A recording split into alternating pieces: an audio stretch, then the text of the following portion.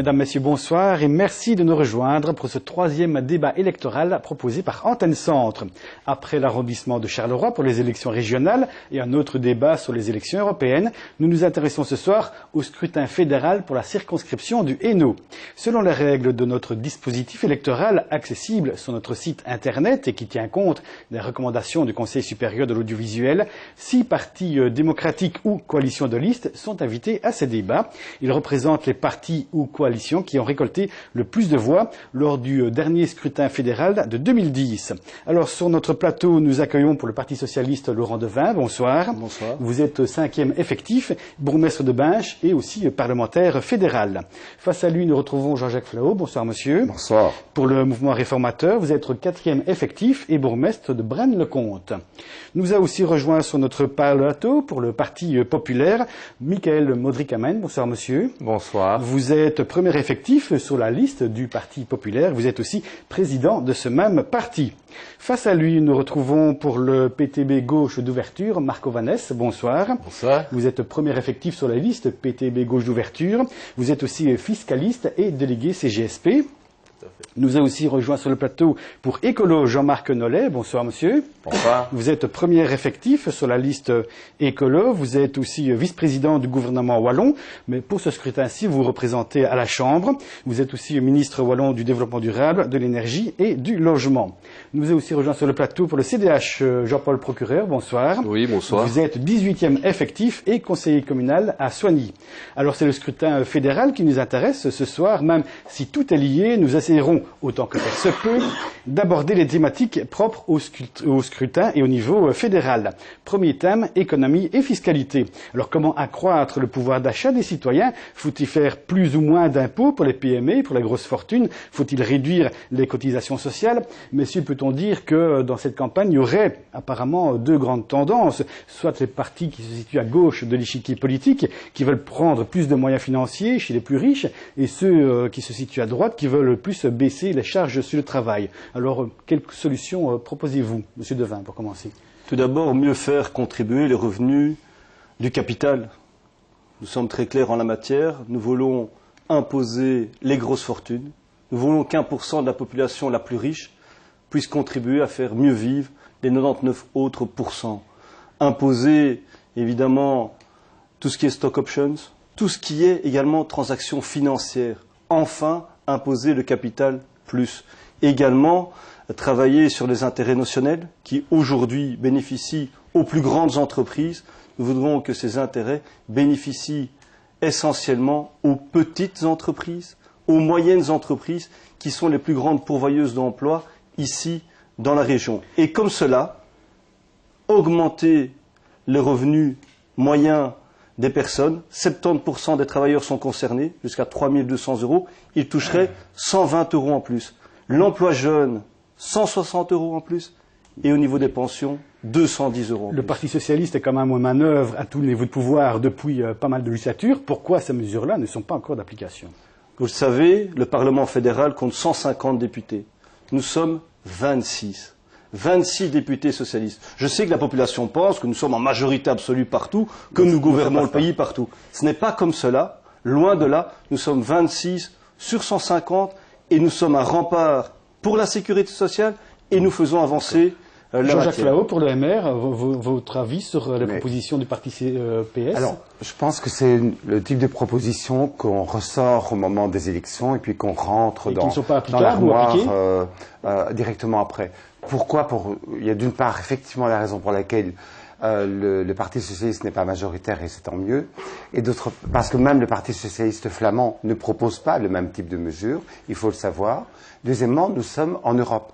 Nous sommes au croisement de l'Europe et donc effectivement prendre une telle mesure aura comme conséquence automatique de faire fuir toute une série de personnes à l'étranger. Et d'ailleurs, l'ami et colistier de M. Devin, qui est le 3e de la liste, M. Sénessal, qui est le bourgmestre d'Étainpuy, lui accueille à bras ouverts les exilés fiscaux de France. Alors si c'est pour prendre de tels types de mesures, dans notre sens, alors il faut réduire les charges sur le travail. Franchement, ce qu'il faut faire absolument, et ça c'est extrêmement important, c'est supprimer totalement les charges patronales sur les 3 premiers emplois. Ça c'est une première chose. Et deuxièmement, pour couper le piège à l'emploi, il faut aussi remonter les barèmes fiscaux pour qu'on ne commence à payer d'impôts qu'à partir de 13 000 € par an, ce qui est encore très bas par rapport à 9 000, ce qui est le cas aujourd'hui. Peut-on dire que vous rejoignez un petit peu le programme du Parti populaire? Parce que dans le parti de M. Modric-Amen, on dit « Les entreprises auront la possibilité d'embaucher 3 travailleurs sans autre charge que le salaire brut. Relance, ce qui augmenterait la relance de l'économie. » C'est peut-être aussi dangereux, M. Modric-Amen. Je suis heureux de vous souligner que le MR a repris en plagiant pratiquement notre mesure. Pour vous, c'est du plagiat. Oui, ben, on l'a adopté le 23 novembre 2013 et ça a été repris ensuite par le MR. Mais ce n'est pas le plus important. Je veux simplement souligner que les recettes proposées par le PS, proposées par la gauche, eh bien, ils les appliquent depuis 30 ans. Plus de taxes, trop de taxes. Et on voit le résultat. 1 Wallon sur 4, 1 Bruxellois sur 4 demandeurs d'emploi. Une région pauvre, la Wallonie, sommes à 85% du PIB européen, alors que la Flandre est à 120%. Donc, ces recettes-là, les citoyens se rendent compte, ne marchent pas et n'ont jamais marché. Plus de taxes, on a vu ce que ça donnait avec Hollande en France, hein, c'était la catastrophe. Valls est en train de faire marche arrière. Maintenant, nous parlons d'1% de la population, M. Modric-Amen. Maintenant, revenons de la population la plus riche. Revenons à ce que nous voulons faire. Pour le Parti populaire. Nous pensons qu'il faut réduire les dépenses publiques. Nous n'avons pas besoin de 62 ministres, nous n'avons plus besoin de provinces, de députés, conseils provinciaux. Nous n'avons pas besoin d'autant d'intercommunales. Il faut faire des économies dans les dépenses publiques et réduire les impôts, notamment réduire les impôts sur les bas et les moyens salaires pour effectivement du pouvoir d'achat. Par rapport aux charges sociales ensuite, nous sommes le pays le plus taxé au monde. Pour 100 € en poche de travailleur, 254 €. Avec toute une série après de plans qui ne marchent pas, Activa et autres, qui sont terribles, qui sont discriminatoires. Nous avons des mesures simples. Donc ce sont les mesures que le Parti populaire propose. Nous avons proposé effectivement mesures simples pour les 3 premiers emplois, pas de charge sociale. Ça, c'est une mesure efficace qui va permettre de créer rapidement 50 à 75 000 emplois. Une réaction de Marc Ovanès pour le PTB. Je suppose que vous n'êtes pas du coup tout d'accord avec cette vision des choses et cette vision de la société. Ben écoutez, ça ne m'étonne pas que le Parti populaire, qui est le parti des riches, défende les riches. Ça c'est normal. Mais moi, ce qui m'inquiète plus, c'est que les partis traditionnels, y compris des partis de gauche et qui sont au pouvoir depuis 25 ans, mènent une politique qui a fait de la Belgique aujourd'hui un paradis fiscal pour les plus riches et un enfer fiscal pour les travailleurs. Et c'est ça qui me dérange. Prenons le cas d'Albert Frère, hein, qui est la 2e fortune de Belgique, qui est toujours domicilié à Gerpine, près de Charleroi. Eh bien, ces sociétés, non seulement il n'est pas soumis à l'impôt sur la fortune, puisqu'il n'y a pas d'impôt sur la fortune en Belgique, mais ces sociétés ont réalisé 3,3 milliards de bénéfices. Combien d'impôts sur 3 milliards de bénéfices? 152 € d'impôts.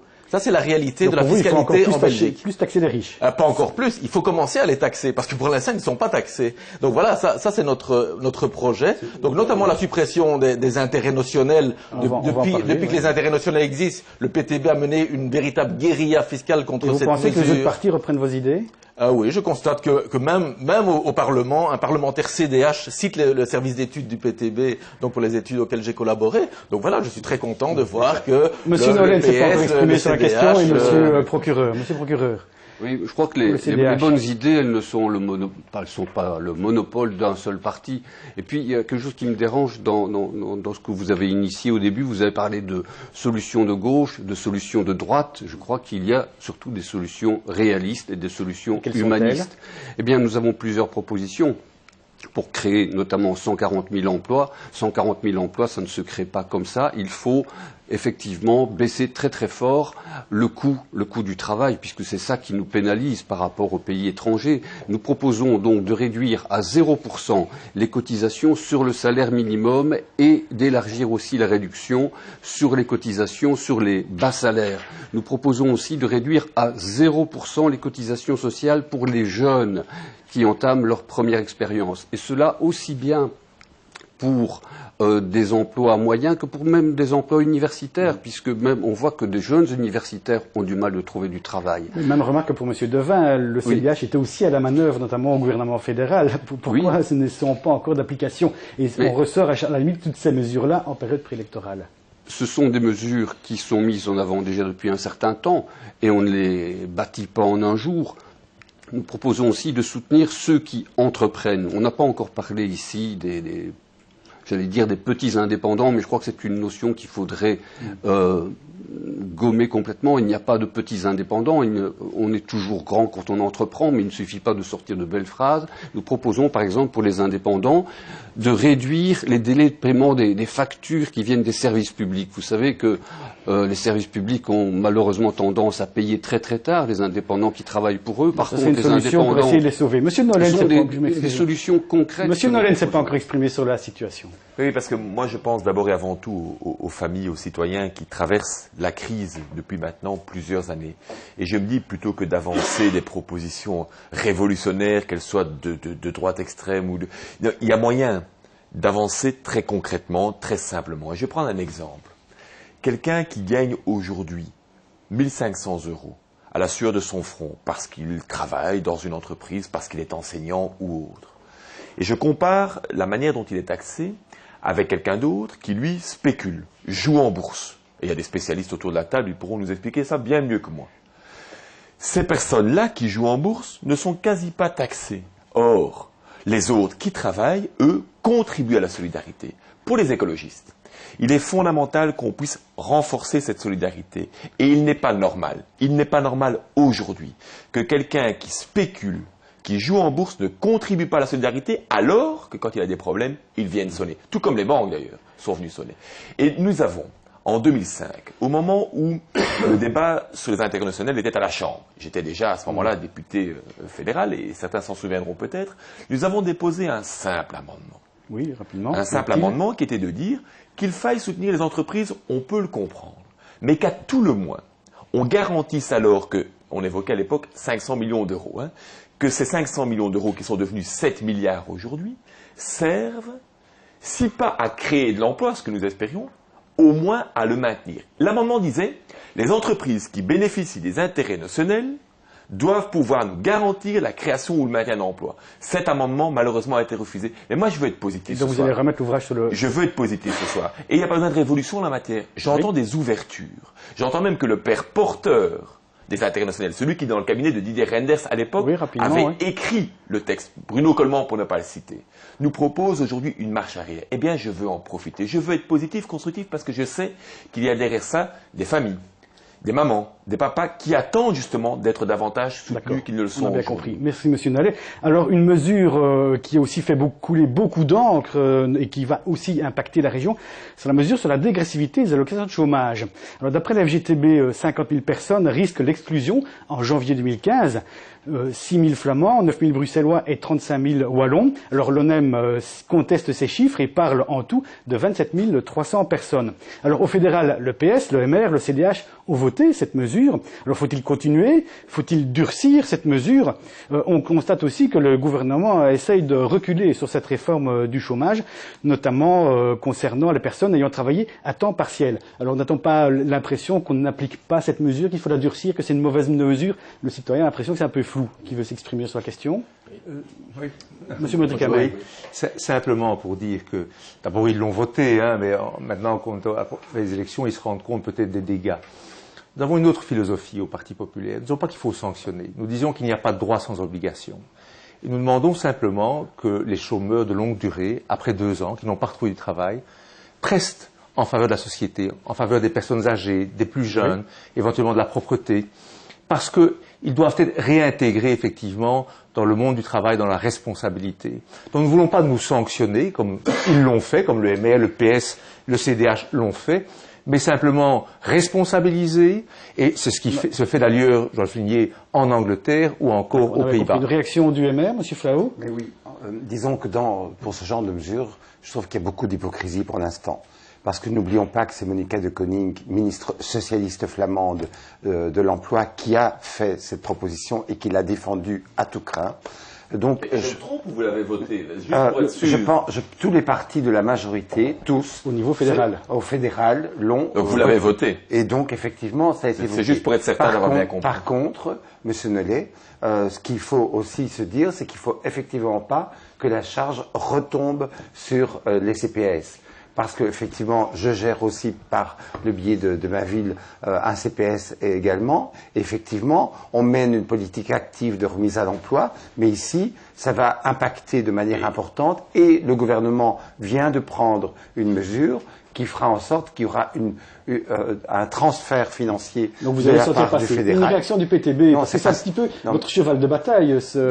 Écoutez, Monsieur Van Ness. D'abord, moi je suis choqué d'abord quand j'entends dire on vote une mesure, mais c'est pas grave parce que les CPS vont intervenir, et puis c'est pas grave pour les CPS parce que on va les aider. D'abord, il y a plein de chômeurs qui n'auront pas le droit à l'aide du CPS. Moi, je prends l'exemple de ma belle-sœur, sa fille va être exclue à la fin de cette année. Eh bien, elle n'aura pas droit à l'aide du CPS parce que c'est ma belle-sœur qui va jouer le rôle de CPS pour sa fille. Ça, c'est une première chose.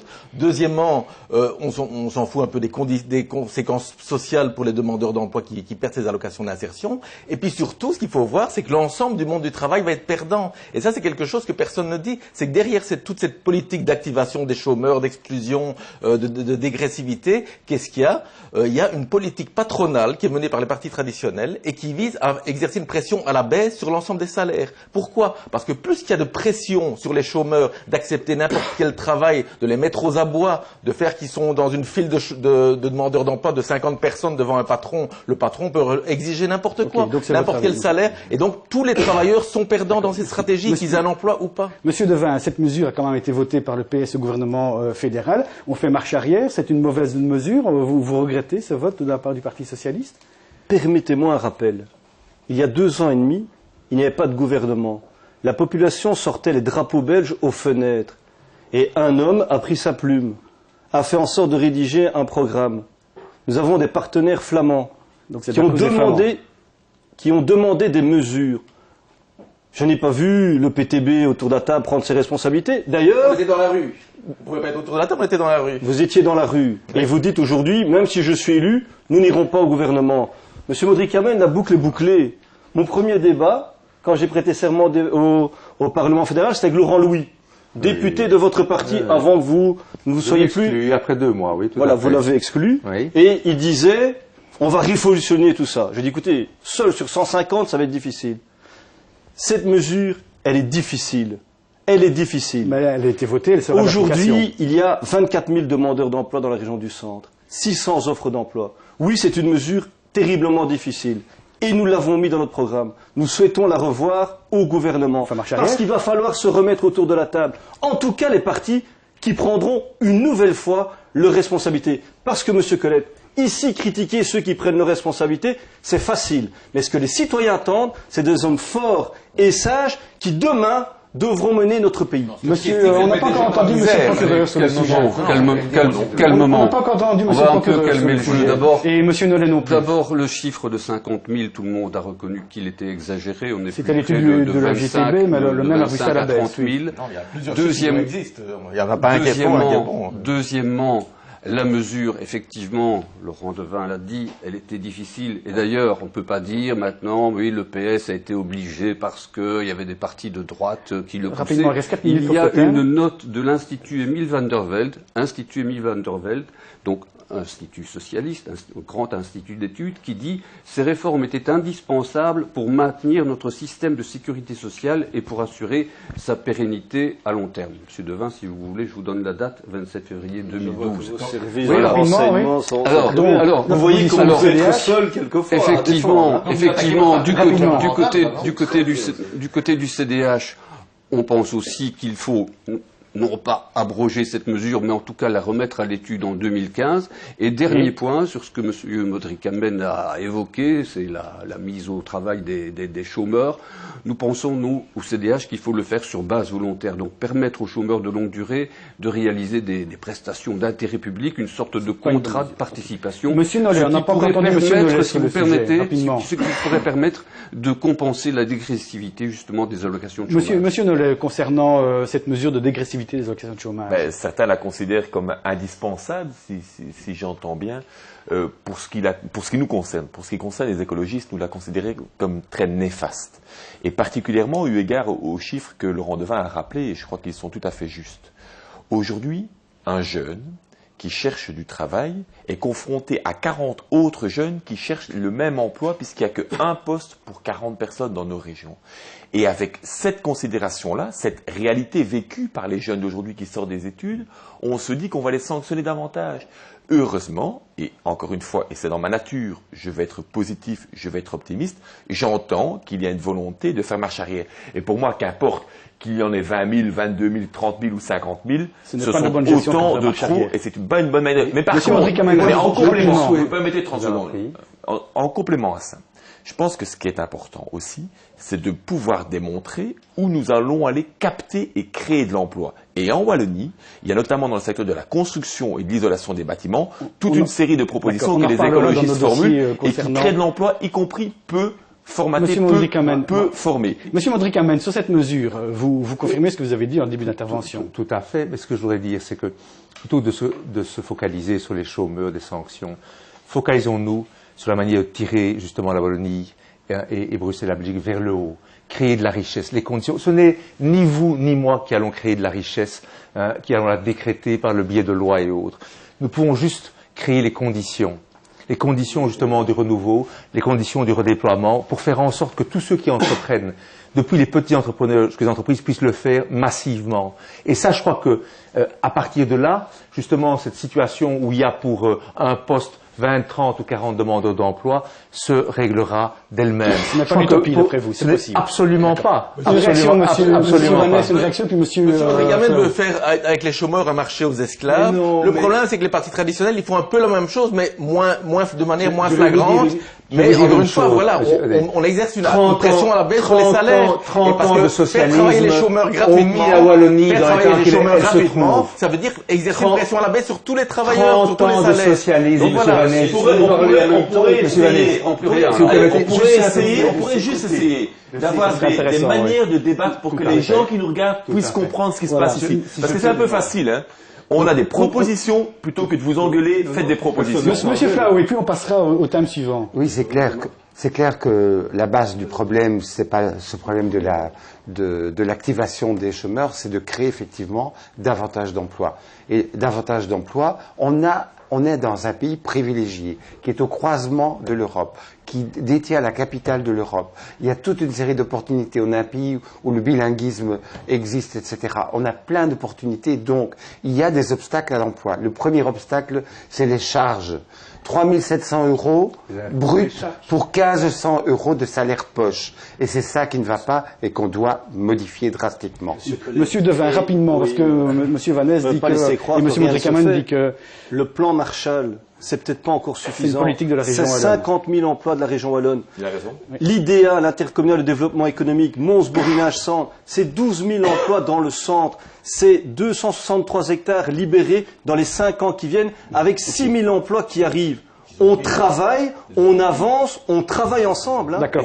Et c'est là que le fédéral, moi je suis d'accord avec ça, c'est là que le fédéral peut venir ou doit venir davantage en appui de ce que la Wallonie a pu faire avec le plan Marshall 1, je n'y étais pas, et avec le plan Marshall 2 point vert. Okay. On a créé les conditions d'un redéploiement économique. Nous allons passer à notre deuxième thème de ce débat. Voilà. Alors deuxième thème, la sécurité, la justice et les services publics.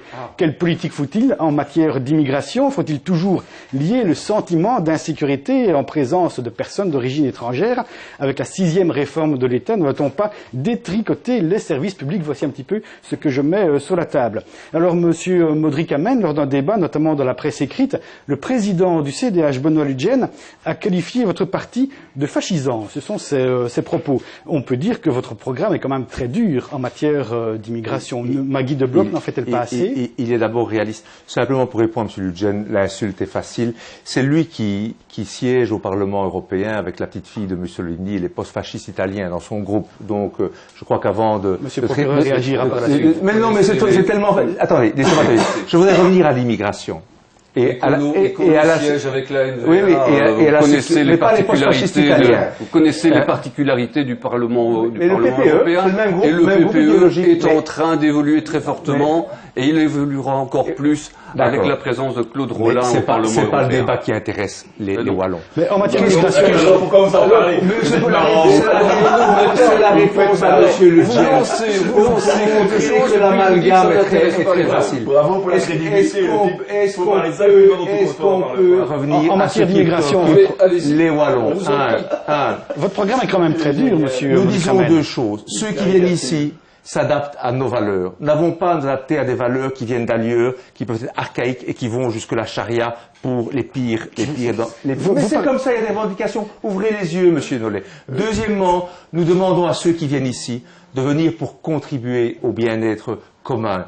De ne pas venir se servir au buffet de la sécurité sociale belge. C'est pas stigmatisant, ce type de propos? Absolument pas. Et je peux vous dire que non seulement 80 à 90% des Belges s'y retrouvent, et même nombre d'étrangers qui sont ici depuis 20 ou 30 ans, qui ont travaillé, qui ont fait l'effort de s'intégrer, sont les premiers à venir nous dire, c'est vrai, il est temps de mettre de l'ordre, il est temps de mettre des limites à tous les abus, pour permettre justement la meilleure intégration. Une réaction des personnes présentes sur le plateau, Monsieur Flao, par rapport à ce type de propos? Je ne partage évidemment pas les excès qu'on vient d'entendre. Par contre, parce que c'est facile d'employer un langage à la Marine Le Pen, mais finalement, ce qui compte, c'est l'action sur le terrain. Et à ce point de vue-là, je voudrais souligner le travail qui a été fait sous le contrôle du gouvernement fédéral par Maggie de Blok, une amie libérale flamande qui a fait un travail formidable, et j'espère qu'on continuera sous le prochain gouvernement à mener cette action. Car il faut, dans ce cas d'espèce, il faut toujours garder l'humain qui doit être la première préoccupation aussi. Maintenant, il y a aussi des filières qui ne sont pas acceptables, il y a aussi des débordements qui ne sont pas acceptables, mais il ne faut pas en faire une généralité et il faut savoir cadrer les problèmes là où ils sont et pas de manière globale. Monsieur Van Ness, concernant ce problème ou cette proposition concernant l'immigration. Mais écoutez, ici dans le Hainaut, on est dans une terre d'immigration, donc on a accueilli plein de nationalités pour aller travailler dans les mines, etc. Même la famille de Monsieur Madrikamen est venue dans cette région. Moi, ce que je constate, c'est qu'il y a une chose qui favorise le racisme, c'est la politique de l'Union européenne. Et si on prend la directive détachement, par exemple, eh bien, on se rend compte que c'est une directive qui est mise en place et qui permet à une société en Belgique, à un patron en Belgique, d'aller créer une filiale fictive dans un autre pays européen et de faire venir en Belgique des travailleurs détachés qui vont être soumis non pas à la législation belge, en matière de salaire, en matière de droits sociaux, mais une législation qui est évidemment inférieure d'un point de vue social. Et bon, de cette manière, on crée un dumping social, on met les travailleurs les uns contre les autres et on exerce une pression à la baisse sur les salaires des travailleurs. Donc je pense qu'il y a vraiment une dérive de la part de l'Union européenne, qui est une Europe des patrons, pas une Europe des gens, et que ça favorise le racisme. Monsieur Devin, par rapport à cette politique d'immigration, on peut dire que le gouvernement fédéral a quand même fameusement resserré la vis, notamment avec la politique de Madame de Blok. J'ai travaillé 4 ans en commission de l'intérieur comme député avec Madame de Blok, avec Monsieur Di Rupo. À l'entrée de la ville de Binge, il y a les drapeaux des différentes nationalités qui composent la ville de Binge. Effectivement, la région du centre est composée de plusieurs nationalités. C'est une insulte d'opposer les gens les uns aux autres. Ce n'est pas parce que vous êtes italien, parce que vous êtes grec, que vous êtes maghrébin, que vous êtes polonais, que vous êtes un mauvais citoyen. Qui l'a dit? On ne peut pas dire ça. Vous l'avez dit. Mais absolument pas. Si. Nous disons qu'il faut des valeurs communes. Oui. Je ne sais pas d'où vous sortez cela. Oui. J'ai bien compris ce que vous disiez. Commun, justement. À l'image, et vous vous en... Comment? On peut s'écouter peut-être. On s'écoute. Je vous en remercie. Merci, Monsieur Flao. Pas caricaturé, hein? À l'image. Mais concernant la politique de Marine Le Pen, à l'image de Marine Le Pen en France, qui prend ce plaisir, cet argument politique d'opposer les uns aux autres. Je me refuse à ça. C'est tous ensemble qu'on s'en sortira. Et oui, c'est vrai, une Europe qui tente d'opposer les travailleurs de l'Est aux travailleurs de l'Ouest, les Portugais aux Belges. Et donc, au niveau européen, nous devons harmoniser nos lois sociales, pour que l'on touche la même chose quand on travaille au Portugal qu'à la Louvière, qu'on touche la même chose quand on travaille à Lotz qu'à Binge. Monsieur le procureur, c'est ça. dire que Monsieur Colette, on ne doit pas opposer les travailleurs les uns aux autres. Vous n'avez pas répondu à ma question concernant la politique de Madame de Blok. Est-ce que vous pensez que c'est une bonne chose? Je vous y ai répondu, j'y ai travaillé pendant 4 ans. C'est une bonne politique. Nous avons fait notre job. nous y avons travaillé. D'accord, monsieur procureur. Est-ce qu'on peut continuer éventuellement le débat sans crier, sans élever la voix? Moi, si j'élève la voix, je tousse, je m'étrangle. Alors que simplement, je voudrais expliquer. Que propose le CDH? Pardon? C'est parce que tu as des épaules d'étroit. Monsieur le procureur. Alors, si je prends la parole sur ce point, c'est pour parler d'une expérience que j'ai eue dans ma vie précédente, en tant que journaliste carte sur table. J'ai fait énormément d'émissions avec l'Office des étrangers. Je sais très bien comment fonctionne l'Office des étrangers. Expliquer que les portes ici sont grandes ouvertes, c'est un mensonge. Ce n'est plus vrai. Quelle est la politique du CDH? Quelle est la proposition? Je vous explique d'abord la situation. Par exemple, sur le plan du regroupement familial même, qui pourtant était une opportunité pour faire venir, pour des personnes d'origine étrangère, pour faire venir leur famille. Eh bien là aussi, les règles ont été fortement resserrées. On n'est plus du tout dans la situation d'il y a 20 ou 30 ans. Alors quand je vous entends parler de charia, d'une Belgique dirigée par la charia, je ne croyais pas qu'on pourrait entendre ça ici à La Louvière. Vous savez où vous êtes ici? Je sais que vous n'êtes pas vraiment de la région. D'ailleurs, on se demande comment vous êtes arrivé sur le plateau ici. C'est pas illégal. Est-ce que vous n'aviez pas des représentants? Vous répondez pas à la question. Est-ce que vous n'aviez pas sur votre liste? Revenez sur terre, monsieur le procureur.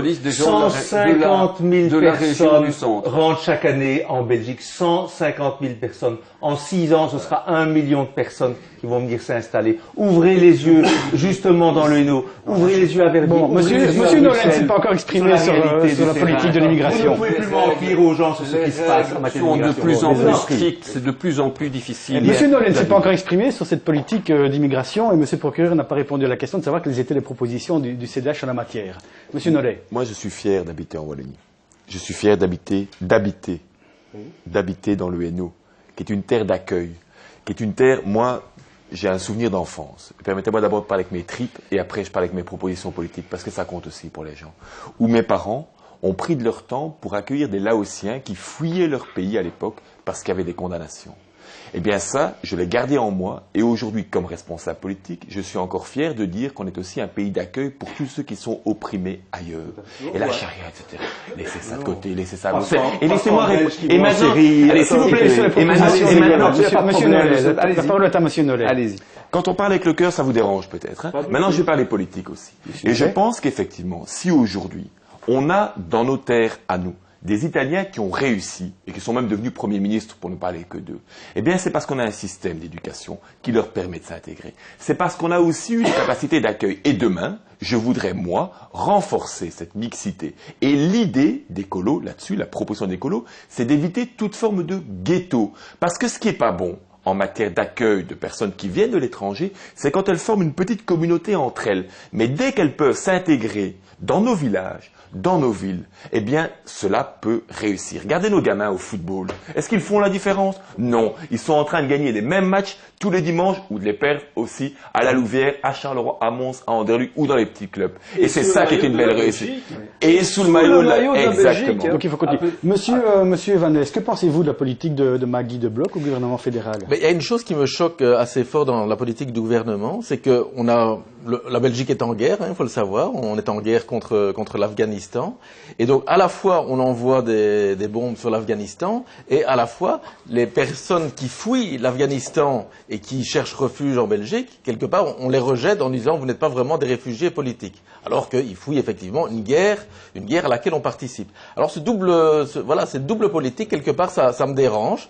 Et donc, voilà, je constate que, quelque part, Elio Di Rupo, par exemple, Monsieur n'a pas vraiment pris ses responsabilités la politique en matière d'immigration au niveau du groupe libéral, c'est quand même fortement durcir.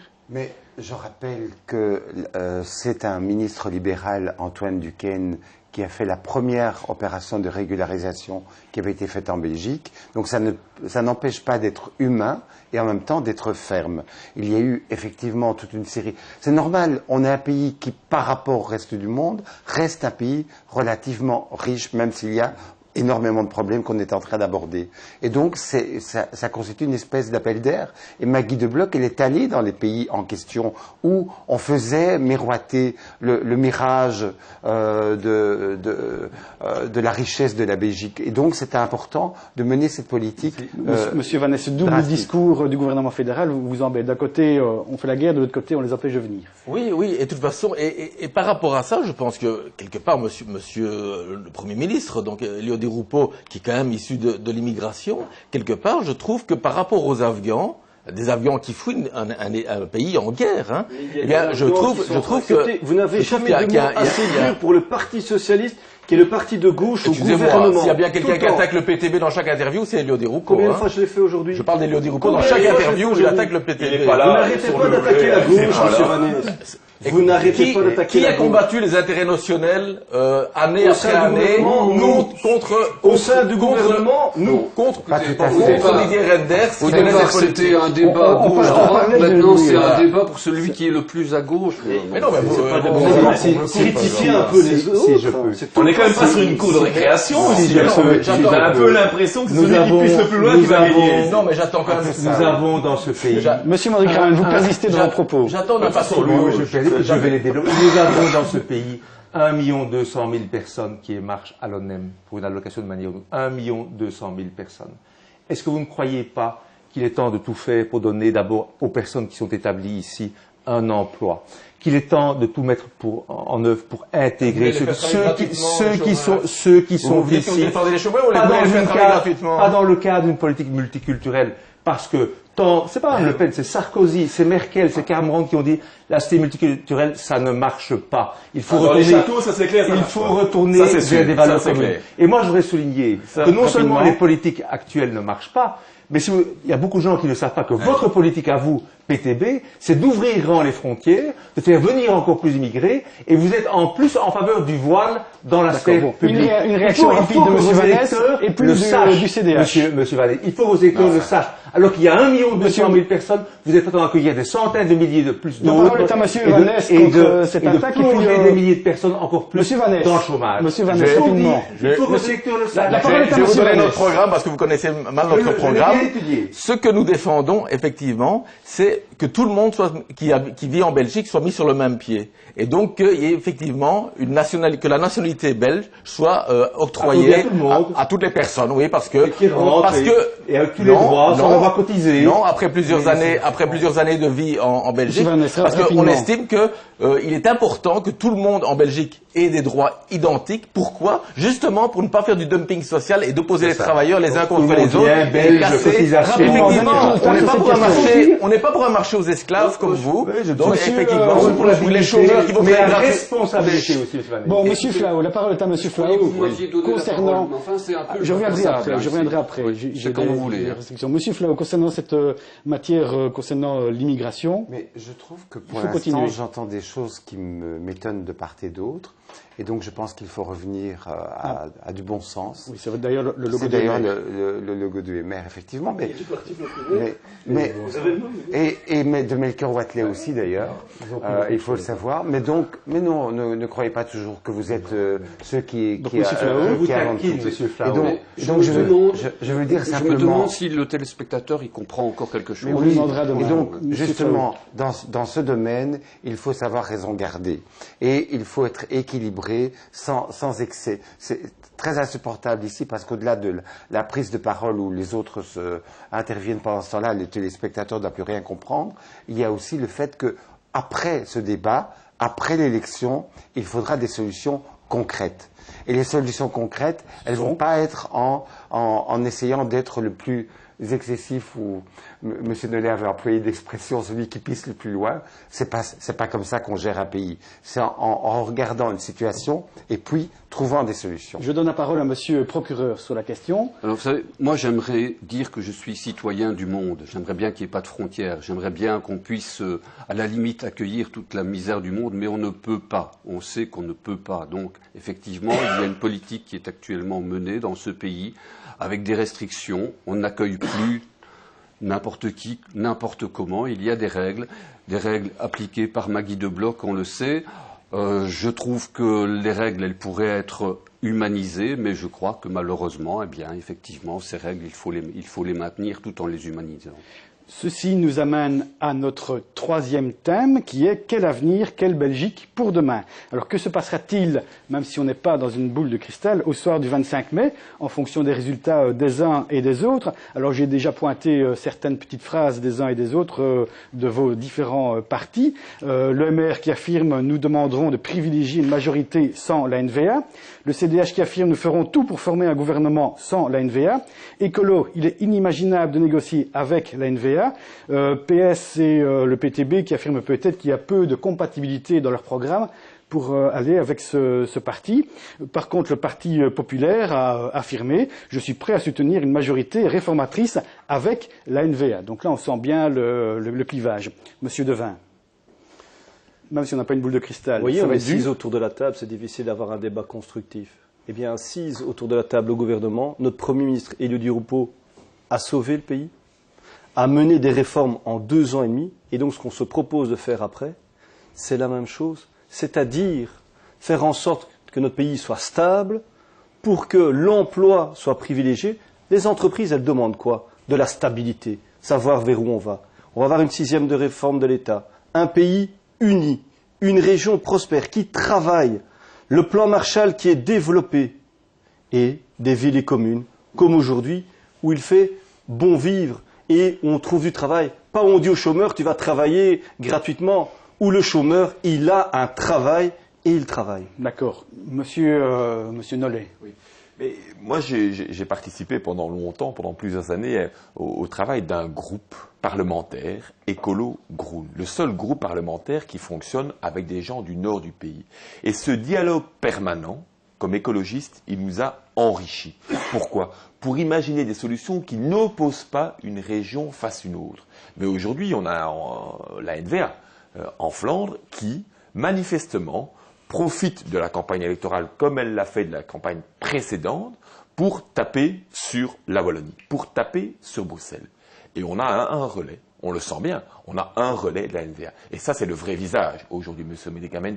Les masques tombent. Et là, par rapport à ça, laissez-moi terminer. Mais vous ne m'aurez pas dans votre petit jeu. Vous ne m'aurez pas dans votre petit jeu. Je vais juste m'exprimer et je vais vous écouter. Modestement, humblement. Parce que vous n'avez pas toutes les solutions. Mais en tout cas, ce qui est vrai, c'est que vous êtes l'allié privilégié de la NVA. Vous le dites vous-même. Alors, quelle est la solution pour moi?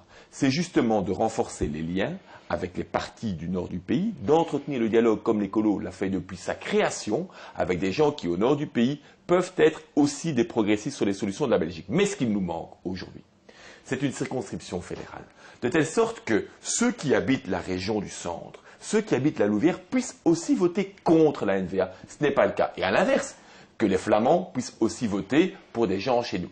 Écolo a déposé, il y a déjà 15 ans, une proposition de réforme de la Constitution qui permettrait à tout un chacun qui habite un même pays de voter pour quelqu'un qui se présente quelque part dans ce pays. C'est une des propositions, il y en a d'autres. Et une autre, c'est de renforcer encore les mécanismes de sécurité sociale qui renforcent la solidarité interpersonnelle entre des gens qui travaillent au sud du pays et des gens qui travaillent au nord. Mais il n'y a pas que la sécurité sociale, et je termine par là. Oui, rapidement. Aujourd'hui, la Wallonie aide la Flandre sur d'autres dimensions que la sécurité sociale. Il y a des transferts sud-nord. L'eau potable. On ne va pas refaire toute l'historique de tous les transferts entre le sud et le nord. Mais il est important de bien équilibrer les choses pour ne pas avoir simplement... Il reste 12 minutes avant la fin du débat. Je prends l'exemple de l'eau. La Wallonie produit de l'eau que la Flandre n'a pas. De l'eau potable, c'est important pour la vie. 2. L'environnement.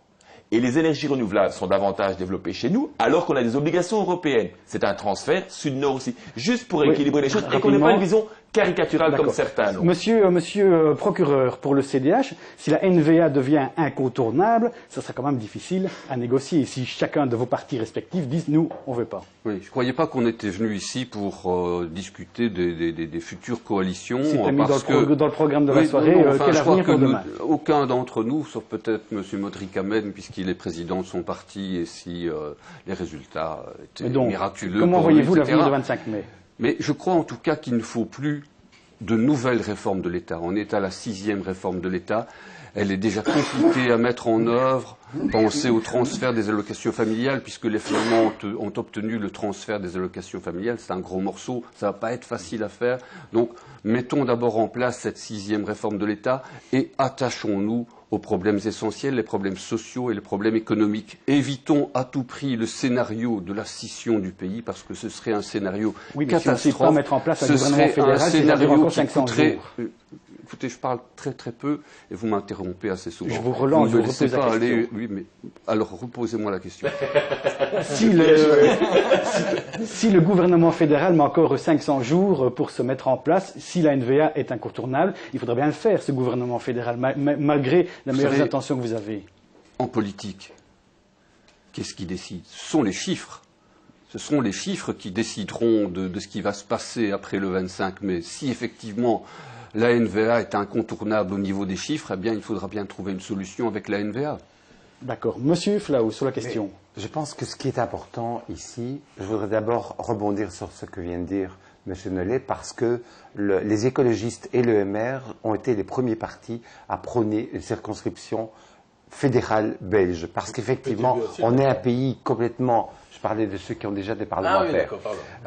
Parce qu'on est un pays complètement absurde où finalement on voit, comme le débat d'hier à RTL, de leaders de partis qui s'affrontent et qui finalement, ça ne peut pas se marquer au point de vue des urnes. Donc c'est complètement paradoxal. Deuxièmement, je pense que si on veut, et j'emploie le mot à dessein, si on veut tuer la NVA, et c'est mon objectif, je ne vais pas parler des hommes, je parle du parti, de la NVA. Si on veut tuer la NVA, il n'y a qu'une seule solution, et on doit d'autant plus le faire que la réforme de l'État nous donne 10 ans de solidarité pour ça. C'est développer d'urgence la Wallonie pour la remettre au niveau de la Flandre. C'est la seule solution pour tuer la NVA, parce que c'est le seul argument de la NVA en Flandre, c'est de dire qu'il y a des transferts continus et lancinants vis-à-vis de la Wallonie, ce qui n'est sur le plan moral, effectivement, à long terme, pas acceptable. Et donc, c'est ça notre priorité. Et pour le reste, je pense que qui va discuter avec qui? Je me rappelle, et la télé l'a montré, le soir des élections, et les jours qui ont suivi les élections en 2010, qui disait « il faut que la NVA soit au gouvernement », Elio Di Rupo lui-même. Il a négocié, il a négocié pendant 450 jours avec la NVA et je suis content que ça n'a pas marché, que ça n'ait pas marché. Mais donc, il a fallu que notre parti, et je vous jure que ce fut pas facile, accepte l'abandon avec le FDF pour finalement, alors que nous avons réaction de M. Devanne sur la question et puis je passe la parole à M. Vanès. On a finalement accepté d'entrer dans le gouvernement. C'est très clair. Nous n'irons pas avec la NVA. M. Flao. C'est M. Renders qui souhaite aller avec l'NVA. C'est M. Renders qui mange. C'est M. Renders qui mange. Vous avez mangé 450 jours avec la NVA. Et donc, nous n'irons pas avec la NVA. Parce que la NVA veut la fin de la Belgique, le Parti socialiste veut garder la Belgique. La NVA veut la fin de la sécurité sociale, veut la fin de la solidarité entre les personnes. Le Parti socialiste veut tout le contraire. Nous voulons maintenir la sécurité sociale et la solidarité entre les gens est essentiel pour nous. Alors il reste 5 minutes avant la fin du débat. Je passe la parole à M. Vanès et puis à M. Modric Amel. Je trouve un peu facile d'attaquer la NVA et la NVA qui attaque des partis francophones alors qu'ils sont dans des circonscriptions électorales différentes et qu'il n'y a pas d'enjeu. Et donc, des partis représentés ici autour de la table, il n'y en a qu'un seul qui combat la NVA sur son terrain, c'est le PTB. Parce que le PTB est le seul parti national. Donc il faut savoir qu'à Anvers, par exemple... À Anvers, vous n'avez pas été avec le bourgmestre socialiste. Eh bien oui, justement. Et du coup, c'est M. Doever qui est devenu bourgmestre. Non, vous connaissez mal la situation d'Anvers. Le SPA. Mais laissez-moi parler. Vous connaissez mal la situation Anvers. La parole est à M. Vanès. Parce que c'est pas vrai. Parce qu'à Anvers, qu'est-ce qui se passe? Le PTB a 2 fois plus de sièges à Anvers que les libéraux. Et donc, qu'est-ce qu'on a fait à Anvers? à Borgerode, qui est un des districts d'Anvers, c'est le PTB qui a pris l'initiative de faire une majorité avec les socialistes et avec les écologistes contre Bardewever. Et donc le seul district où la NVA est dans l'opposition, c'est dû à la position, à l'initiative prise par le PTB. Monsieur Modric-Amen, on a bien compris autour de la table, je répète vos propos. Je suis prêt à soutenir une majorité réformatrice avec la NVA. Est-ce qu'on va avoir des hommes et des femmes politiques en Wallonie qui disent la vérité aux Wallons? Je m'explique. Il reste 1 minute avant la fin du débat. Monsieur Modric-Amen. Je m'explique. Il y a 60% de Flamands en Belgique et ils votent à 70% à droite. 2, il y a des transferts de 6 à 7 milliards chaque année de la Flandre et la Wallonie. Sans ces transferts, la Wallonie ne tient pas 15 jours. Elle est en faillite. Elle a tenu 130 ans avec les transferts dans le sens. Hein. Mais aujourd'hui, c'est une réalité. Oui, mais pendant 130 ans. Que demande la Flandre? Des réformes. Pas le maintien du PS encore pour 30 ans, avec ce clientélisme, ce népotisme, et si vous ne voulez pas négocier avec la NVA, et si les Wallons ne veulent pas faire les réformes indispensables, il y aura la séparation. Et donc nous pensons, nous au contraire, que la NVA simplement, c'est un levier formidable pour mettre le PS dans l'opposition et pour faire enfin les réformes qui s'imposent en Wallonie et à Bruxelles, pour justement sauver l'essentiel, la sécurité sociale, justement le bien-être des Wallons, parce qu'il faut faire des réformes que vous ne voulez pas faire. Il reste 3 minutes avant la fin du débat. Je redonne la parole rapidement à monsieur. Sauf qu'on ne sait pas sur la NVA, parce qu'on voit l'aspect communautaire, mais la NVA c'est le parti des riches, c'est le parti qui défend les riches.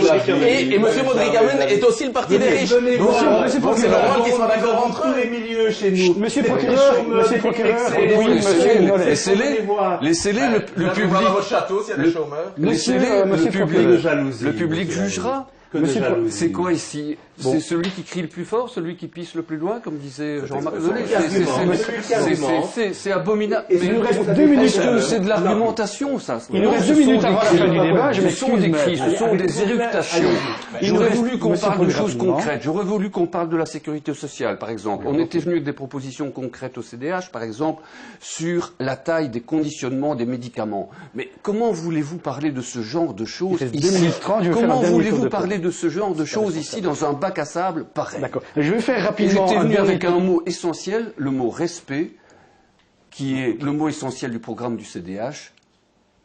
Alors évidemment, placer ce mot respect ici, non, on va peut-être trouver la solution. On en est loin. À 2 minutes de la fin du débat, je vais vous poser rapidement un dernier tour de table et une dernière question. Rapidement, donnez-moi un argument qui inciterait l'indécis que je suis à voter pour votre parti. Rapidement, Monsieur Devin.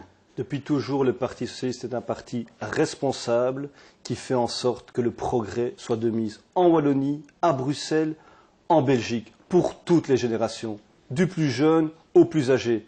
Nous sommes sur le terrain, à l'écoute des citoyens, et nous sommes en phase avec leur attente. Monsieur Flao.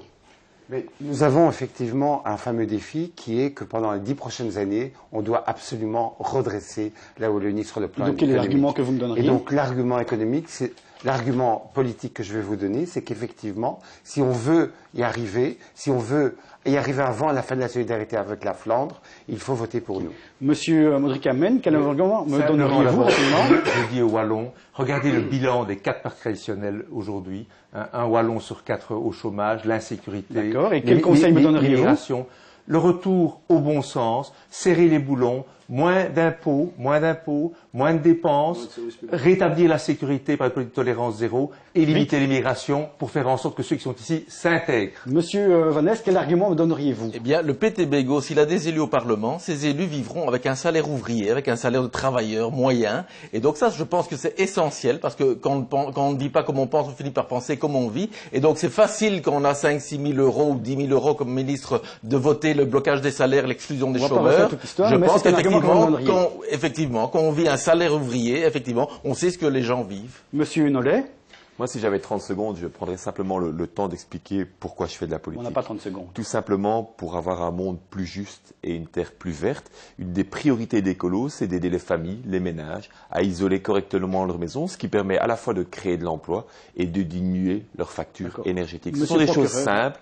Merci de m'avoir permis de les dire sans bagarre. Je vous en prie. Monsieur le procureur. Et on a entendu ici dans un certain chahut des solutions de gauche, de droite, conseil me donneriez-vous d'extrême droite. Eh bien, nous proposons ont une troisième voie, c'est la voie, je le disais, du respect, du rassemblement, de l'action, pour faire avancer les choses petit à petit, parce que la révolution, malheureusement, ça n'existe pas, qu'elle soit de gauche ou d'extrême droite. Merci beaucoup à vous tous. Prochain débat électoral sur Antenne Centre, mercredi prochain, le 21 mai à 19 h. Nous nous intéressons aux élections régionales avec différents candidats de l'arrondissement de Soignies. Belle soirée à toutes et toutes. Au revoir.